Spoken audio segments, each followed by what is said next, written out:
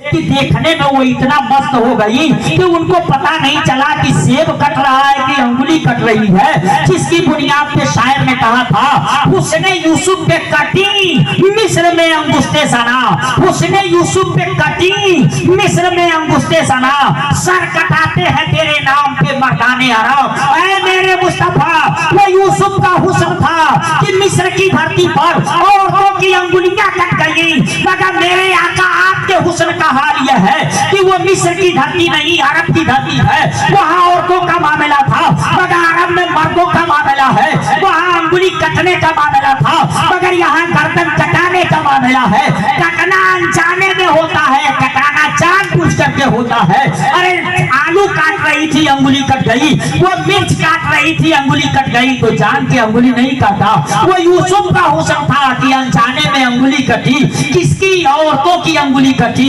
एक तो औरत मर्द के मुकाबले में नाजुक, दूसरे अंगुली गर्दन के मुकाबले में कमजोर, वो भी कटी, कटाई नहीं, जानबूझ के काटी नहीं, वो तो फल काट रही थी अंगुली कट गई। अनजाने में हो गया, अचानक ऐसा हो गया। मगर शायर कहता है उसने यूसुफ पे कटी मिस्र में अंगुस्ते जाना, वहां कटी।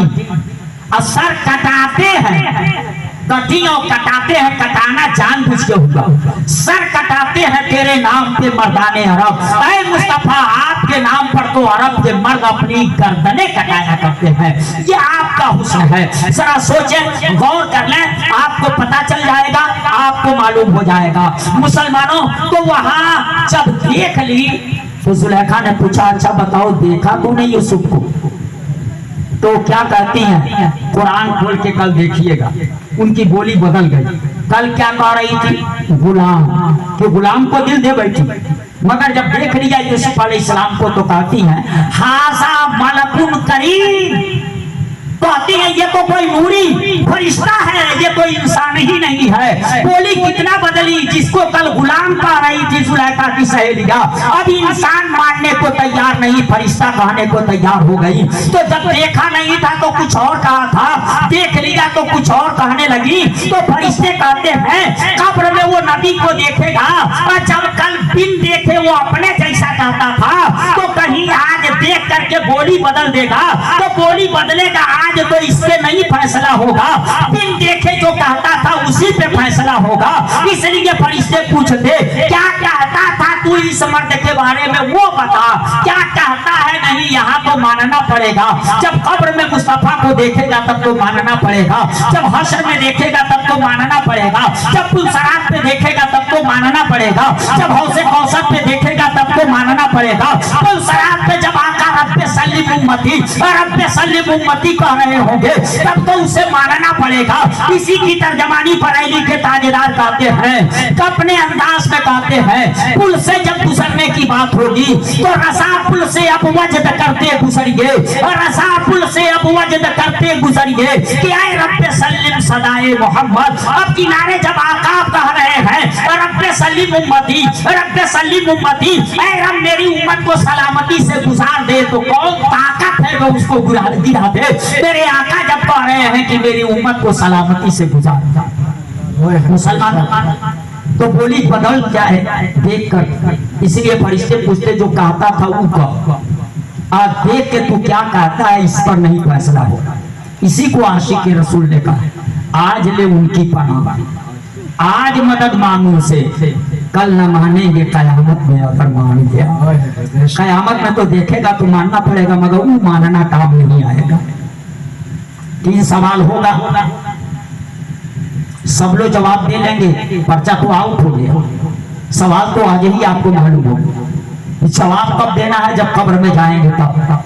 तो पर्चा आउट हो गया, पर्चा आउट हो गया तब तो पर्चा बदल दिया जाए। हमारे वहां जब पर्चा आउट हो जाता है लोग कहते हैं पर्चा लीक हो, पर्चा आउट हो गया, अब इस इम्तिहान को खत्म कर दो, नए सिरे से फिर पर्चा बनेगा, फिर इम्तिहान हो। तो यहाँ पर्चा आउट हो तो आदमी सब पास हो जाए, क्योंकि पहले से मालूम है क्या पूछा जाएगा, क्या सवाल किया जाएगा। मगर यहाँ तो पर्चा आउट कर दिया गया, क्या सब लोग पास हो जाएंगे? क्यों? मुसलमानों, यही तो बात है। पर्चा आउट होने के बाद भी सब जवाब नहीं दे पाए। जवाब कौन देगा? वही देगा जो ईमान के ऊपर मौत होगी, ईमान के साथ दुनिया से जाएगा। इसीलिए रब ने उस आयत में कहा, वला तमूतुन्ना इल्ला व अंतुम मुस्लिमून, तुम मरना मत मगर मुसलमान ही मरना। ईमान पे मरोगे तो कब्र में जाओगे तो तीनों सवालों का जवाब दे लोगे, और अगर बेईमान गए तो तीनों के जवाब में कहना पड़ेगा हा हा ला अदरी, हा हा ला अदरी, अफसोस अफसोस मैं कुछ नहीं जानता। तो जो ये जवाब नहीं दे पाएगा उसकी पिटाई होगी ना जी, कब्र उसको दबाएगी, हमको भी दबाएगा, मगर कैसे?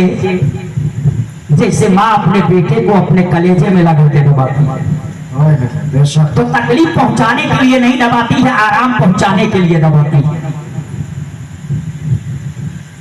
इंशाअल्लाह